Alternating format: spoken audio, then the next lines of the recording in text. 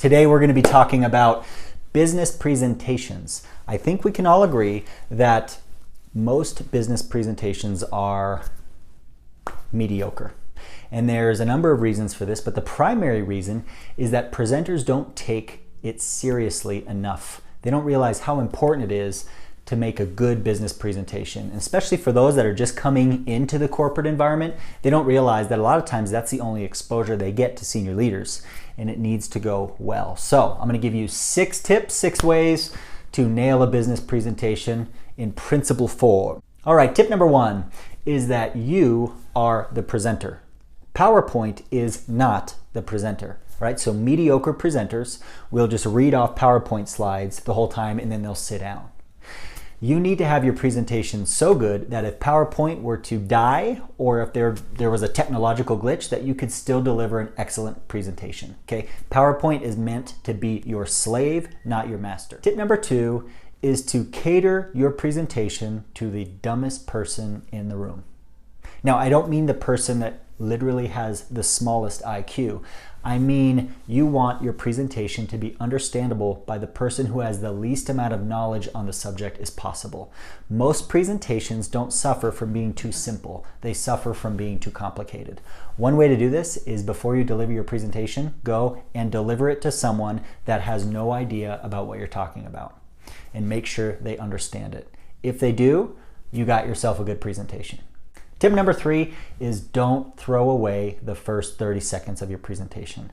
The first 30 seconds of your presentation are the most important because that is when everyone in the audience decides whether they're going to listen to you or whether it's back to the smartphone for 30 minutes or whatever. So don't throw it away. So a typical way that someone might throw away the first 30 seconds of their presentation is by saying something like, hey, so a lot of these slides are going to be eye charts. Sorry about that. Translation. Some of these slides are going to suck, but I'm going to present them anyway. So we got 30 minutes. I don't think we're probably going to take all the time. Translation. I set 30 minutes up for this presentation, but now I'm really feeling like I don't want to present, so I'm going to try to end this early because I'm uncomfortable. So when I was asked to give this presentation, translation. I don't really have a good opener, so I'm just going to talk about when I was asked to give the presentation because that's kind of my default. So I was just asked to give this presentation yesterday. Thanks, John. Really appreciate that. Translation. My presentation isn't going to be very good, so I need to throw the person who asked me to do it yesterday under the bus so I look better. So you get the idea. Don't throw the first 30 seconds away, okay? It doesn't have to be extremely creative, but a simple, hey, I'm really excited to be here. Here's what we're going to talk about. Here's what I expect you to learn, and I look forward to this next 30 minutes with you. It can be as simple as that. Tip number 4 is to practice. If you practice your presentation ahead of time, you will be 80% ahead of everyone else. Most people do not practice. You know what most people do? They spend the last second figuring out a PowerPoint slide or format or making sure they have a fact that is irrelevant, but so they feel like they have a perfect presentation. What they should be doing is cutting themselves off an hour or 2 before they have to give the presentation and practicing the presentation. So don't forget to practice. Tip number 5 is to anticipate questions that you'll get.